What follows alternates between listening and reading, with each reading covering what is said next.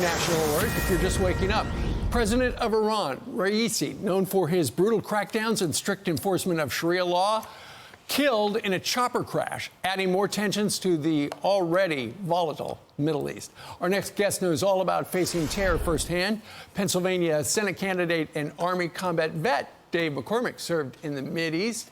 He's running for Senate. He joins us right now. Good morning to you, Dave. Morning, Steve. It's good to have you. Okay, so this guy was killed in a chopper crash with the foreign minister.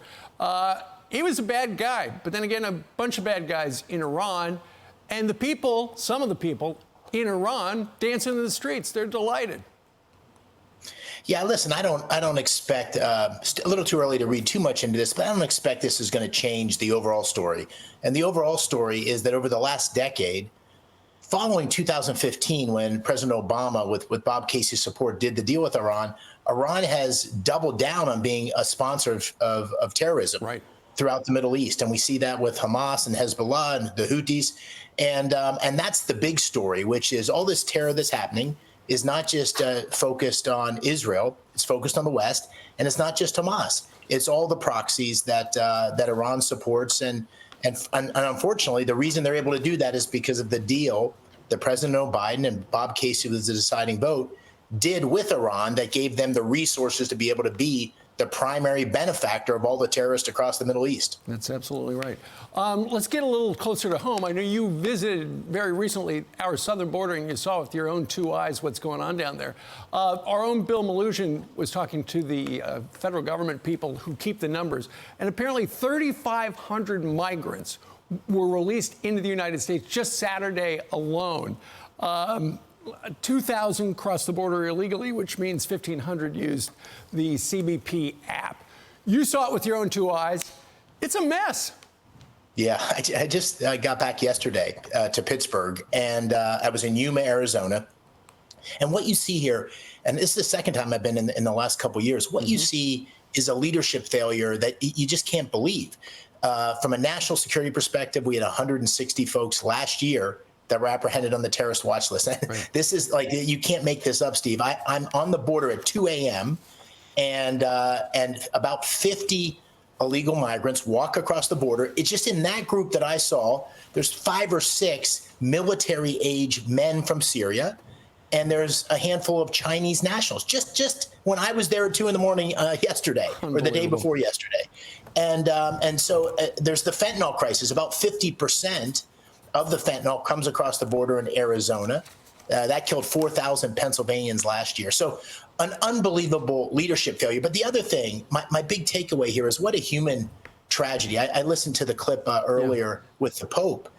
Listen, what's happening here is an unbelievable crisis from a human exploitation standpoint. You know, the cartels aren't just in the drug business.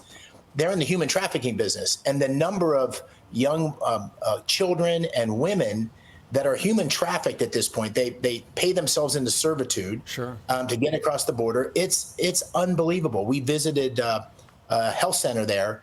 We visited with a nonprofit that deals with young families in distress. You cannot believe how these people are exploited. So we got to secure the border, and it's a killer on 2 levels.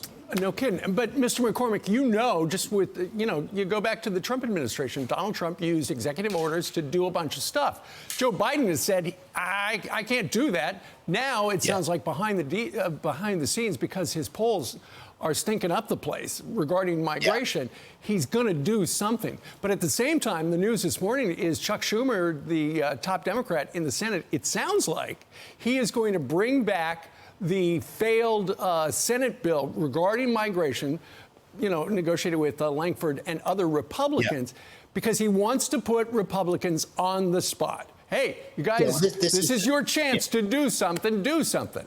Yeah, this is the height of cynicism, because there's been 10 million illegal migrants that have entered the country under President Biden. He has it within his executive authority to stop this mass migration into our country that's doing so many damage in so many different ways. He's just failed to do that. And the bipartisan legislation that was put forward is, in fact, essentially giving resources to accelerate the processing of the asylum cases, not to secure the border. And so that's why I oppose it. HR 2 would actually help secure the border. We've got to get control of this. It's an enormous national security challenge. Right. And if Joe Biden and Bob Casey really wanted to do something about the border, they would have done something years ago. And Bob Casey hasn't been there since 2019. So he's talking like this is a big problem he's focused on. He doesn't want to deal with it. And the Democrats don't want to deal with it until it becomes a political challenge, which is where we are now. Bob Casey, of course, your opponent. Dave McCormick, running for Senate in the great state of Pennsylvania, joining us today from Pittsburgh. Dave, thank you very much. DaveMcCormickPA.com. Thanks so much. I'm Steve Doocy. I'm Brian Kilmeade. And I'm Ainsley Earhart. And click here to subscribe to the Fox News YouTube page to catch our hottest interviews and most compelling analysis.